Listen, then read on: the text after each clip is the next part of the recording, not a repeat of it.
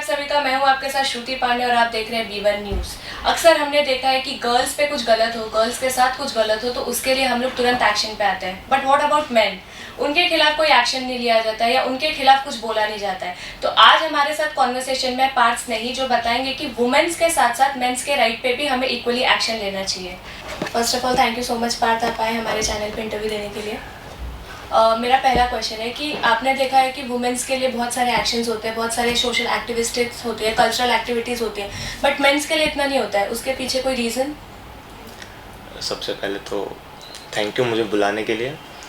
And I don't know about main, society बहुत clichéd और बहुत स्टीरियोटिपिकल रही है, मतलब बहुत शुरुआत से ही देखा जाए तो हम क्या बोलते हैं कि ऐसे लड़की की तरह क्यों रो रहा है, ये क्यों कर रहा है, वो क्यों कर रहा है।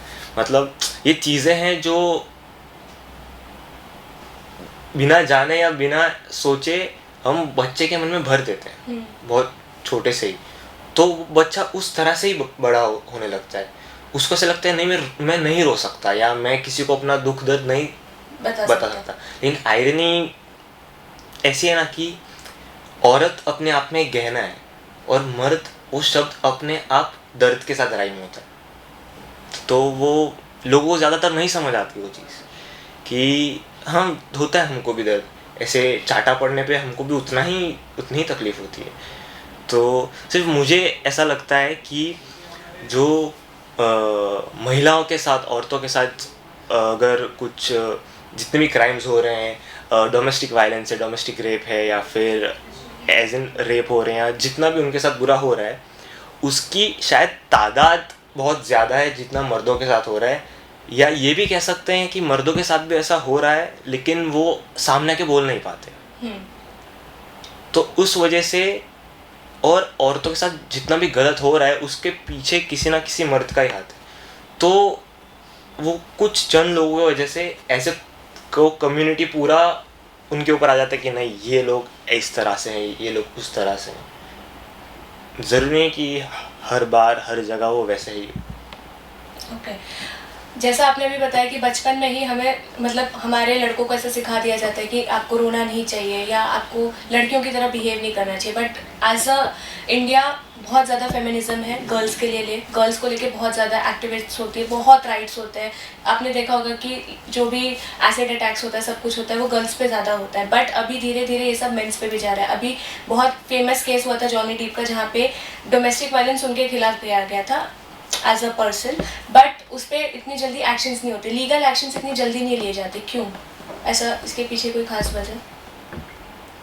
खास वजह तो भी ये तो अपना सिस्टम ही पूरा उस तरीके से है कि वो वुमेन हो या मेन हो, चाहे कोई भी हो, छोटा केस हो, बड़ा केस हो, कैसा भी केस हो, उसको न्याय मिलते मिलते, मतलब सच पता होने के बावजूद उसको न्याय मिलते मिलते बहुत टाइम लग जाता है। निर्भया कांड शायद बहुत पहले हुआ था, उस केस का जो फाइनल स्टेटमेंट था, वर्डिक्ट था, वो सुप्रीम कोर्ट ने 7 साल बाद दिया। मतलब इज दैट रियली जस्टिस? मतलब मेरे को तो नहीं लगता। मतलब जो चीज़ पता है, सिद्ध है कि यही है, उसके लिए तुम किसी पीड़ित के घर को 7 साल के लिए इंतज़ार करवा रहे हो, मतलब किस तरह से न्याय है? और चाहे मर्दों के खिलाफ हो या औरतों के खिलाफ हो, मैं इक्वालिटी में पहले से मानता हूँ। मतलब जितना फेमिनिस्ट हूँ उतना ही मैनिनिस्ट भी हूँ। अगर औरतों के साथ बुरा हो रहा है तो मैं वहाँ पे भी बोलूँगा, मर्दों के साथ बुरा हो रहा है मैं वहाँ पे भी बोलूँगा। लेकिन सीन ऐसा है ना कि एज अ चाइल्ड जब आप बड़े होते हो ना, तो ये जो मोलेस्टेशन है लड़कियों ने शायद बहुत फेस किया होगा अपनी लाइफ में, छोटे एज से लेके बड़े एज तक बहुत ज़्यादा।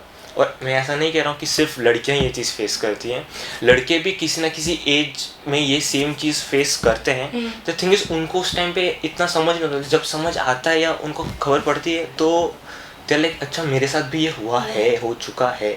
और या फिर जब समझ भी होती है, वो चीज़ ऐसी होती है कि बहुत कम लोग उस टाइम पे हिम्मत लेके कुछ कर पाते हैं, बोल पाते हैं। जब ऐसी चीज़ तुम्हारे साथ हो रही है तो तुम्हारी बॉडी मतलब सुन पड़ जाती है, तुम कुछ सोच नहीं सकते, उस वक्त कुछ कर नहीं सकते।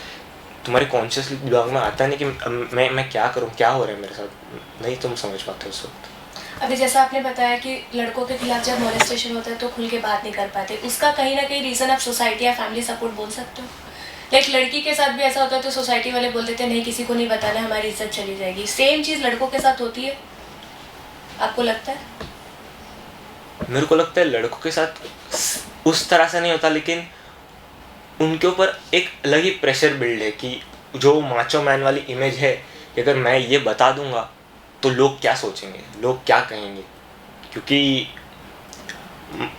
मर्दानगी तो हमने सोसाइटल लेवल पे नाप रखी है कि अगर सोसाइटी ये कह दे या सोसाइटी ये करे, ये मान ले तो हम मर दे भाई, वरना तुम ना मर दो, नहीं तुमसे नहीं हो पाएगा। वो वैसा सीन है। तो वो सोसाइटल प्रेशर में, आसपास के लोगों के प्रेशर में, तो वो भी छोड़ो, एक लड़का अगर जो एक ग्रुप होगा उनका, उसके अंदर अगर वो बोलते कि मेरे साथ ऐसा हुआ, मैं नहीं कर पाऊंगा ये हो, तो शायद वो उसके प्रेशर में ही खुल के ना बोल पाए कि मेरे साथ भी ऐसा कुछ हुआ है। बराबर। तो मैं सिर्फ ये नहीं कहूँगा कि सिर्फ सोसाइटी है, मीडिया है, एक हद तक जो जैसा हुआ है उसके अगेंस्ट बढ़ा चढ़ा के जब दिखाते हैं ना, तब चीज़ें ज़्यादा अफेक्ट होने लगती है। जिन चीज़ों को प्रमोट करना चाहिए, मतलब कोई सीरियल देख लो या अत्याचार किस पे हो रहा है, महिला पे, बहू पे अत्याचार हो रहा है, कौन कर रहा है, सास और बेटा मिलके। लड़कों को भी हो सकता है, उसके ऊपर कुछ बनाओ। और हर बार क्यों कि नहीं हीरो ऐसा है वो वैसा है, नॉर्मल रखो। एक आम आदमी आम जिंदगी किस तरह जी रहा, उसके ऊपर कुछ लिखो। मेरे को लगता है ये सारी चीज़ें बहुत लिखा हुआ है उसके ऊपर, बहुत बात हो चुके हैं उसके ऊपर, बहुत दिखा दिया है लोगों ने इसके ऊपर। लेकिन एक आम आदमी अपनी ज़िंदगी में कितनी लड़ाइयाँ लड़ रहा है, कितनी चीज़ें फेस कर रहा है, वो भी दिखाना बहुत ज़रूरी है। मैं मानता हूँ महिलाएं, मैं इक्वलिटी की बात करता हूँ कि हाँ औरत मर्द एक समान है, ठीक है, लेकिन दोनों अलग तरह से बने हैं और मैं उसके बेसिस पे ऐसे डिफ्रेंशिएट नहीं कर रहा कि नहीं ये काम इनका ही है, ये काम इनका ही है। लेकिन जिस तरह से उनको काफ़ी तकलीफ, जैसे हर महीने लड़कियों को पीरियड्स आते हैं, तो वो कुछ है जो as a human, as a male human हम नहीं एक्सपीरियंस करते ज़िंदगी में कभी भी नहीं कि हाउ दैट पेन इज़। लेकिन ऐसी कितनी मेंटल सिचुएशंस या काफ़ी एक दिन के अंदर भी काफ़ी ऐसा कुछ देखना पड़ता है। मतलब मैं अपने पापा को देखता हूँ कि किस तरह उन्होंने अपनी लाइफ हैंडल की है, तो उनको देख के मैं काफ़ी कुछ सीखा हूँ। तो पता चलता है कि बहुत कुछ है वो एक स्माइल के पीछे जो इंसान नहीं बोल रहा है और वो कोई समझता नहीं है। ना उसके बारे में बात होती है, ना उसके बारे में लिखा जाता है, ना उसके बारे में टीवी पे कहीं भी कुछ दिखाया जाता है। अभी जैसे आपने बोला कि आपके पापा की स्माइल के पीछे बहुत सारी रीजंस होते हैं। हमने अक्सर देखा है कि इंडिया में मदर्स डे बहुत ह्यूज लेवल पे सेलिब्रेट किया जाता है। फादर्स डे की वैल्यू, या कितनों को तो ये भी नहीं पता कि फादर्स डे कब आता है, वो तो सोशल मीडिया पोस्ट हो जाती है तो सबको पता चलता है आज फादर्स डे है। तो एक फादर का जो सैक्रिफाइस है, या कह सकते हैं एक लड़के का जो सैक्रिफाइस है, वो बहुत ज़्यादा है, बट वो इतनी जल्दी हाईलाइट नहीं होता है। उसके पीछे क्या लगता है, क्या हो सकता है? क्योंकि बाप को भी क्रेडिट नहीं मांगता, वो बैक सीट पे बैठा है, वो अपना काम किए जा रहा है, जो है वो, मतलब देखो ना, तुमने मांगला कि पापा मेरे को एक्टिवा चाहिए, पापा को 40 साल से बुलेट लेने का मन होगा, उसके लिए पैसे बचाएंगे, लेकिन तुमको एक्टिवा दिला देंगे उस टाइम पर, वो नहीं सोचेंगे। और उसके लिए बेटा मेरे को एक थैंक यू बोल दो, वो नहीं मांगते। मम्मी का तो क्या, मम्मी ऐसे आके हक से गले लगा के ऐसे जता के प्यार मांग लेते अपने पास, बाप कभी नहीं करता ऐसा, तो इसलिए उसका नहीं बोला जाता ज़्यादा। ओके अभी हमने देखा है इंडिया में लाइक जो मेकअप आर्टिस्ट है वो बहुत ज़्यादा मेल हो रहे हैं। अभी लड़कों को भी बहुत ज़्यादा इंटरेस्ट आता है कि मेल मतलब मेकअप करे या लड़कियों की तरह रहे, बट सोसाइटी उसको एक्सेप्ट नहीं कर पाती। सोसाइटी के हमारे घर वाले उसको एक्सेप्ट नहीं कर पाते, और ना पीयर एज ग्रुप जो हमारा वर्ड होता है कि हमारे एज वाले लोग क्या कहेंगे। तो आपको लगता है society plays a major role in सब चीज़ों के लिए, जजमेंटल होने के लिए? ऑफ कोर्स मेरे घर वाले मेरे लंबे बाल एक्सेप्ट नहीं करते, सोसाइटी की क्या बात करते। एंड अपार्ट फ्रॉम दैट, इन सब चीज़ों में मतलब घर पे अलग अलग लोगों का, अपने सोसाइटी में जो आसपास के लोग हैं उनका तो रोल है ही, साथ साथ में वो कैसा लगता है जब टीन एज और सब जब एकदम मोल्डिंग स्टेज होता है किसी इंसान का, तब वो इंसान क्या मीडिया कंज्यूम कर रहा है, आसपास क्या देख रहा है, उसका बहुत गहरा इफेक्ट पड़ता है उसके ऊपर। मैं किसी शो या चैनल का नाम नहीं लेना चाहूँगा, लेकिन ऐसे शोज़ हैं जो अपनी टीवी पे दिखाए जाते हैं और सिर्फ यूथ चैनल्स पे आते हैं, और जहाँ पे औरतों के बारे में बहुत बात होती है, मतलब वो लोग बहुत बढ़ावा देते हैं कि नहीं तुम औरतों से इस तरह बात नहीं कर सकते, गंदे से बात नहीं कर सकते, तुम्हें ऐसे बिहेव करना है, तुम्हें वैसे बिहेव करना है। और उसी शो के अंदर तुम लड़कों को गालियाँ बक दो, चाटे मार दो, लड़की उनको कुछ भी कर दे, सब जायज़ है। क्यों? मतलब हमने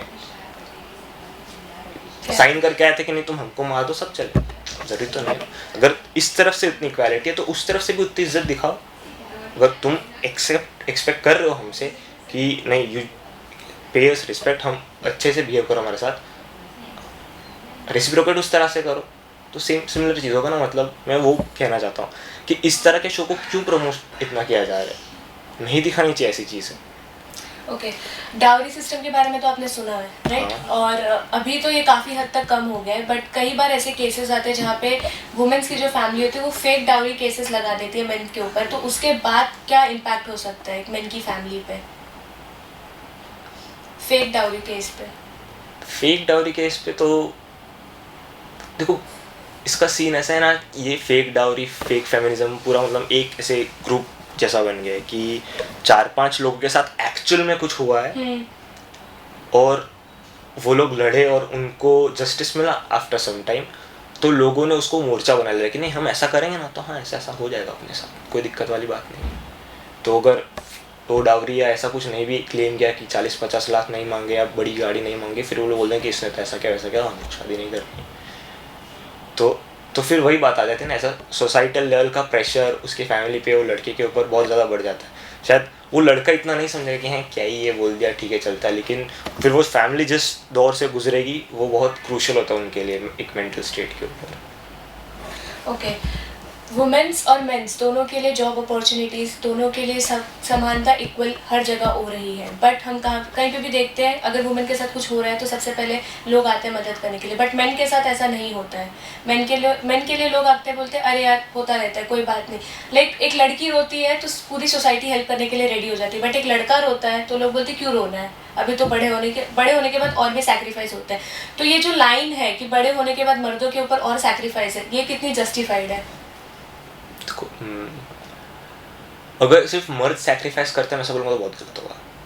सैक्रिफाइस दोनों करते हैं, अलग अलग तरह से करते हैं और बहुत बड़े बड़े करते हैं। तो कि अगर ऐसे दिन भर की बात देखें कि मर्द अपनी खुशियाँ वुशियाँ ऐसे रेगुलर बेसिस नहीं देखते, अपने फैमिली के लिए दिन रात मतलब मेहनत करते हैं स्टफ, तो वो चीज़ सही है। लेकिन उसी पॉइंट पे एक औरत अपना घर छोड़ के दूसरे घर जा रही है उसका घर बसाने के लिए, तो मतलब मैं कौन कितना सेक्रीफाइस कर रहे हैं मैं उस बारे में बात नहीं करूँगा। लेकिन हाँ मैं जैसे बोला ना कि विमेन आर जनरली, वो लोग हम मर्दों से ज़्यादा इमोशनल हैं, उस तरह से बिल्ड हैं, तो उनका इमोशनल होना, रोना सोसाइटी में एक्सेप्टेबल है कि हाँ वो रोएगी, उसको सांत्वन देना पड़ेगा तुमको। मर्द नहीं, तुम कठोर हो, पत्थर हो, तुम रहो उस तरह से, तुम्हें नहीं दिखाना है किसी को, तुमको लोगों को संभालना है। ज़रूरी है ना कि संभालने वाले को भी तो कोई संभालने वाला चाहिए ना, वो कहाँ जाके सिर पीटेगा, कैसे चलेगा? तो ये जो स्टीरियोटाइप है ये बहुत पहले से बना हुआ है, तो इस स्टीरियोटाइप को कैसे ब्रेक किया जा सकता है? क्या बोल के, क्या समझा के लोगों को? ऑनेस्टली मेरे को ऐसा लगता है कि इसको ब्रेक नहीं किया जा सकता, तो मैंने लोगों को समझाना छोड़ दिया है। बस मैं जो मानता हूँ मैं उस चीज़ को फॉलो करता हूँ, क्योंकि मैंने इतना देख लिया, तुम लोगों को कुछ भी बोलो, कितना भी कर लो, जब तक वो चीज़ उन पे नहीं बीतेगी तब तक उनको वो चीज़ समझ नहीं आएगी, तुम कितना भी कह लो। और सेकंड चीज़ है, तुम किसी को कभी कुछ समझा नहीं सकते, वो इंसान खुद ही समझेगा। ओके, अभी my next question is like, जब एक लड़की अपना प्यूबर्टी हिट करती है तो उसको पीरियड्स आते हैं, बट एक लड़का जब अपना प्यूबर्टी हिट करता है तो ऐसे कोई सिंबल्स नहीं आते, और उसको एक टाइम के बाद रियलाइज़ होता है कि उसको गर्लिश एक्टिविटीज़ बहुत ज़्यादा पसंद है एंड सोसाइटी में वो एक्सेप्टेबल नहीं हो पाता जल्दी से जल्दी। तो एक लड़के को एक टाइम के बाद रियलाइज़ होना कि हाँ मेरे को नेल पेंट लगाना पसंद है, मेरे को लड़कियों की तरह रहना पसंद है, is that okay for a boy? हाँ, क्यों नहीं। हमारे संविधान में या वर्ल्ड के अंदर 25 जेंडर्स लीगली हैं, उनको मान्यता दी गई है, जिसके अंदर आपने भी बात की, उनको शायद ड्रैग क्वींस कहते हैं, जो होते हैं एकदम मर्द की तरह, उनको पसंद भी लड़कियां ही हैं, ऑपोजिट जेंडर ही उनको पसंद है, शादी भी उनसे ही करनी है। लेकिन ये औरतों के कुछ तौर तरीके, जैसे सजना संवरना, तैयार होना उस तरह से, आईने में खुद को उस तरह से देखना, उनको पसंद है। इसका ये मतलब नहीं है कि वो मर्द नहीं है, इस तरह की भी चीज़ें हैं। और मैं जिन शोज़ की बात कर रहा हूँ उनके अंदर इन चीज़ों को भी बढ़ावा दिया जा रहा है, ये चीज़ें भी एक्सेप्ट करवा रहे हैं। तो इसीलिए इन चीज़ों को देख के अपनी सोसाइटी के अंदर या हमारे एज ग्रुप के अंदर जो टीनेजर्स हैं 20-25-30 साल के अंडर के आजकल जितने लोग हैं, उनके बीच ये बहुत कॉमन हो गया कि कोई बोल दे कि कोई लड़का अगर बोल दे कि मुझे लड़का पसंद है, मतलब अगर वो गे है या होमोसेक्सुअल है, तो अंडर 30s बहुत कॉमनली एक्सेप्टेबल है ये चीज़, क्योंकि मीडिया में, सोसाइटी में, शोज़ पे इस बारे में बात हो रही है। वो ऐसे उसका जो बीज है ना, वो उनके अंदर बो दिया है, तो जैसे उगेगा वो उस तरह से अब उगेगा। मैं वही बोल रहा हूँ कि ये सब चीज़ें नॉर्मल है, हर किसी के लिए वो चीज़ इक्वल है, इक्वली ट्रीट करो। वो बचपन से वो बीज उनके अंदर उस तरह से बोना पड़ेगा, तब जाके बड़े होंगे तो एक्सेप्टेबल वो होगा कि हाँ, मर्द को भी दर्द होता है, इंसान है वो भी रोता है। ओके आपने जैसे बोला कि वो बीज बोना पड़ेगा, लेकिन ये बीज बोने के लिए जो बोलते हैं ना थिंकिंग होती है, जो समाज में एक बोलते हैं परिवर्तन होना होता है, वो परिवर्तन इतनी जल्दी नहीं हो रहा है। उस परिवर्तन पे क्या कर सकते हैं? परिवर्तन तो खुद से शुरू होता है, तो लेकिन वो तो शुरू करने के लिए भी हमें कुछ ना कुछ देना पड़ेगा ना। जैसे एक छोटा बच्चा जब रोता है, एक लड़का जब रोता है, तो उसको सही में उस टाइम पे बोल दिया जाता है कि अब मत रो, तुम लड़कियों की तरह क्यों रो रहे? तो उस टाइम पे एज अ पेरेंट उनका क्या कहना होता है? लाइक अगर एक लड़का रो रहा है तो लड़के को रोने क्यों नहीं दिया जाता? मैं वही बोल रहा हूँ, क्योंकि उन्होंने अपनी शुरुआत से वही चीज़ देखी है। मैंने मेरे पेरेंट्स को कभी मेरी और मेरी बहन के बीच में डिस्क्रिमिनेट करते हुए नहीं देखा है कि बर्तन धोना ये तेरी बहन का काम है, तेरा काम बाहर जाके सब्जी लाना, ऐसा कुछ नहीं। मेरे घर पे यही सिखाया गया है कि झाड़ू पोछा भी वो भी कर सकती है, मैं भी कर सकता हूँ, बर्तन वो भी मान सकती है, मैं भी मान सकता हूँ, और हर कोई हर काम करता है। तो मैंने कभी उस तरह से सोचा नहीं है। तो जो बदलाव की बात आप कर रहे हो, जब अगर मेरे बच्चे कभी फ्यूचर में होंगे, फ्यूचर की बात अगर करें कभी भी उस तरह से अगर मैं सोचूं, तो मैं लड़का या लड़की उसको इक्वली ट्रीट करूंगा। अगर वो लड़का गलती कर रहा हो, लड़की गलती कर रही हो, भाई बहन के बीच में कुछ भी हो रहा हो, तो मैं उसको बोलूँगा वो तेरी बहन गलती करे, चाटा मारो तो मार दे। तू लड़कियाँ तो नहीं मार सकता, ये सब मैं नहीं बिलीव करता। और लड़की लड़के को थप्पड़ मार सकते हैं, लड़का भी लड़के को थप्पड़ मार सकता है, उसमें कोई बड़ी बात नहीं। ओके जैसा अभी आपने बोला कि एक लड़का लड़की को थप्पड़ मार सकता है और लड़का भी लड़की को थप्पड़ मार सकता है, बट जब हम ये चीज़ सोसाइटी में एक्सेप्टेबल नहीं कर पाते, सोसाइटी में, समाज में इन चीज़ों को बढ़ावा नहीं दिया जाता। उनको ऐसा बोलते कि लड़के ने थप्पड़ मार दिया तो जाके केस कर देते। जैसे आपने एक तापसी पन्नू की बहुत फेमस मूवी देखी होगी थप्पड़, उसमें ऐसा बताया कि एक थप्पड़ के बेसिस पे डाइवोर्स हो रहा है, जो भी उसमें रीजन है, बट वो रीज़न उस टाइम पे लोगों को गलत लगता है। ऐसा क्यों? मैं वही बोल रहा हूँ, बहुत स्टीरियोटिपिकल है कि मर्द ने औरत पे हाथ उठा दिया, मतलब पहले से उठाता है वो लोग, और अब जाके उसको डोमेस्टिक वायलेंस और वो सब का नाम दिया जा रहा है, और उसके बेसिस पे केस हो रहा है, डिवोर्स हो रहा है, जो भी हो रहा है। सेम चीज़ मतलब औरत बेजुबान या वो तो है नहीं, खड़ी होके घुमा के एक चाटा दे दे तो मर्द क्या करेगा? सहना पड़ेगा उसको भी, उसकी गलती है। तो मैं ये नहीं कह रहा हूँ कि सिर्फ एक साइड से होना चाहिए, अगर गलती है तो करो ना। मैं इसलिए बोलो कि मेरे लिए उसके अंदर कोई ऐसे वो बहुत बड़ी बात नहीं है कि वो लड़की ने कैसे लड़के को मार दिया।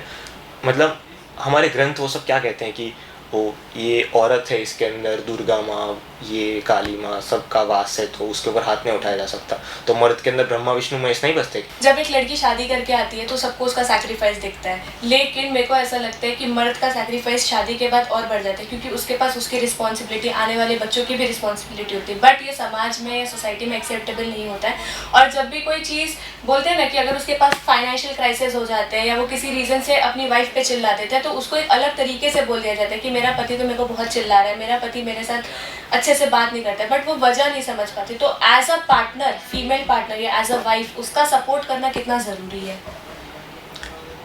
सपोर्ट करना तो दोनों का एक दूसरे को बहुत ज़रूरी है। और जैसे बोलो ना, चिल्ला दिया, ये कर दिया, वो कर दिया, ये सिर्फ मैंने टीवी में देखा है, ऐसा मैंने मेरे घर पे होते हुए कभी नहीं देखा। मतलब my father, for me he is my idol, my role model. तो ना मैंने उनको भी मेरी मम्मी के ऊपर हाथ उठाते हुए देखा है, ना ऊंची आवाज़ में बात करते हुए देखा है, कभी नहीं। तो वो वही तो सपोर्ट वाली बातें हैं, क्योंकि मेरी मॉम उतना सपोर्ट करते हैं मेरे पापा को, और मेरा पापा भी सेम उतना सपोर्ट करते हैं। लेकिन जो सैक्रिफाइस वाली और वो रिस्पॉन्सिबिलिटी वाली बात है ना, वो शादी के बाद मेल को कहाँ आके तकलीफ देती पता है? जब चुनना पड़ता है। मतलब घर में एक आर्ग्यूमेंट चल रही है, कौन ज़्यादा सही है, तुम्हारी वाइफ ज़्यादा सही है, तुम्हारी मॉम ज़्यादा सही है, मतलब मेरी दादी ज़्यादा सही है, मेरी मम्मी ज़्यादा सही है। अगर वैसी जब सिचुएशन आती है तब बहुत डिफ़िकल्ट होता है एक इंसान के लिए। वो एक ने जन्म दिया है और एक जन्म देने वाली है, तो वो बहुत डिफ़िकल्ट फेज होता है एक मर्द के लिए मेरे को सब।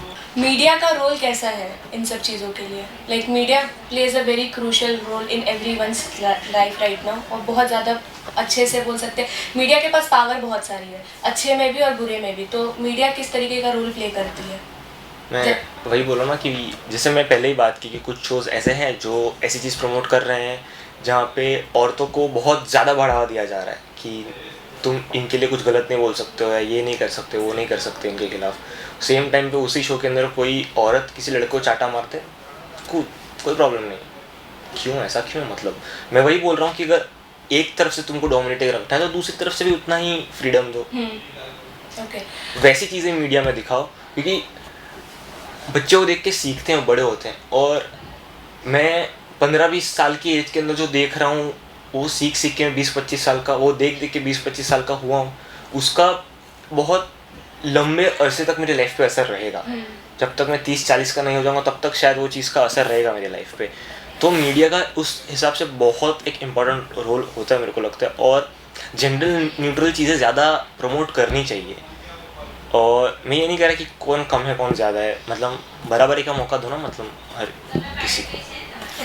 कमिंग 5 years आप इंडियन सोसाइटी में मेन का रोल किस तरीके से देखते हैं? Coming 5 years, in next 5 years मेरे को नहीं लगता कुछ ज़्यादा बदलने वाला है इंडिया के अंदर, ऑनेस्टली। बात अभी आपने एक टर्म बताया था ड्रैग क्वीन के बारे में, हमारे ज़्यादातर ऑडियंस को इसके बारे में नहीं पता है, तो वो वर्ड का मतलब भी बताइए, और उसके रिलेटेड अगर आपके साथ कोई इंसिडेंट्स हुए तो उसके बारे में भी हमारे ऑडियंस को बताइए। हाँ, जैसे मैं पहले भी उनका डिस्क्रिप्शन दिया है कि ड्रैग क्वीन मर्द ही होते हैं, लेकिन वो उस तरह के मर्द होते हैं जिनको औरतें ही पसंद है, लेकिन सिर्फ सजना संवरना उनको मर्दों की तरह नहीं पसंद। मतलब शायद लड़कियों की तरह उनको लिपस्टिक लगाना, आँख में काजल लगाना, नाखून में नेल पॉलिश करना, वो चीज़ें पसंद है उनको, उस तरह से दिखना उनको पसंद है। तो सिर्फ वो जो सजना संवरना है उनको वही पसंद है, बाकी वो पूरे मर्द ही होते हैं। तो अभी मैं रिसेंटली अप डाउन कर रहा था मेरे जॉब के लिए, तो जब रात को मैं ट्रेन से जा रहा था तो ऐसा ही एक किस्सा हुआ।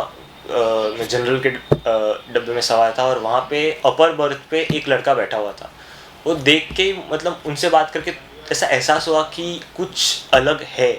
और जनरली आप अगर आपने जनरल डब्बों का सफ़र किया हो ट्रेन के अंदर तो आपने नोटिस किया होगा कि किन्नर आते हैं, आपसे पैसे भी लेते हैं, आपको आशीर्वाद भी दे के जाते हैं। लेकिन जब वो मेरे कंपार्टमेंट में आए, हमसे पैसे लिए उन्होंने, आशीर्वाद भी दिए, लेकिन उस लड़के से उन्होंने पैसे नहीं लिए और बिना कुछ कहे सिर्फ उसको आशीर्वाद दे के गए कि जीता रहना और आराम से अच्छे से ध्यान से अपने घर पहुंचना, मतलब जहाँ भी जा रहे हैं वहाँ पे ऐसा। तो 2 पल के लिए मुझे समझ नहीं आया कि ये क्या हुआ। फिर उस लड़के ने नीचे खड़े दूसरे लड़के से कहा कि उनको तो पता चल ही जाता है ना कि हम कौन हैं, इस तरह से। तो भले वो इंसान दिखने में बहुत ज़्यादा एजुकेटेड नहीं था, बहुत शायद उसको बहुत ज़्यादा शिक्षा नहीं प्राप्त थी, लेकिन उसको पता था वो कौन है। और वो बहुत कॉन्फिडेंट भी है उस बारे में कि हाँ कि मैं ये हूँ। तो सोसाइटी में उस लेवल तक इस चीज़ का एक्सेप्टेंस है, लेकिन शायद हर कोई उस लड़के जितना कॉन्फिडेंट नहीं होता है, ब्रेव नहीं होता अपने आप को लेके, इतना दृढ़ता से कोई नहीं बोल पाता है, वो भी एक ट्रेन के अंदर सबके सामने कि हाँ मैं तो ये हूँ। बट उसके लिए समाज ने एक दायरा बनाया ना, तो दायरा तोड़ने की भी ज़रूरत एक समाज को ही है। और जब ये लोग अपने आप इस तरह से आगे बढ़ के बोल पाएंगे, 2-4 लोग ऐसे बोलेंगे और हमारे जैसे 20-40 उनको सपोर्ट करेंगे पीछे कि नहीं कोई बात नहीं, ठीक है, वो बदलाव तब आता है, वो एक्सेप्टेंस वहाँ से आते हैं। उनका काम था आगे आके बोलना कि ये है, मैं ये हूँ। उन्होंने अपने आप को एक्सेप्ट कर लिया है, फिर उनको एक्सेप्ट करना हमारी जिम्मेदारी, वो उनकी जिम्मेदारी नहीं, वो हमने। हमारे दर्शकों के लिए और तमाम लोगों के लिए कोई खास संदेश आपकी तरफ से? कोई खास संदेश तो मतलब पूरा एपिसोड इसी बारे में रहा है कि इक्वालिटी रखो और इक्वालिटी रखने का ये मतलब नहीं कि तुम ट्रेन की लाइन में खड़े हो और कोई औरत पीछे से आई है, उसको टिकट लेने की जल्दी हो, तुम बोल दो कि नहीं एक ही लाइन, आप जाके पीछे खड़े रहो। हो सकता है कि वो प्रेग्नेंट हो सकता है, उसको पीरियड्स हो, पूछ लिया करो यार क्या दिक्कत है, तुम्हारी ट्रेन 5 मिनट लेट आने वाली, उसकी तुरंत आने वाली, तो दे दो उसको टिकट देने का चांस। मतलब इक्वालिटी रखो लेकिन थोड़ी सूझबूझ समझ के साथ, मतलब ऐसे पत्थर की लकीर नहीं कि नहीं यही तो यही है, तुम्हारे अंदर भी इमोशंस, तो उस तरह से उसको डील करो।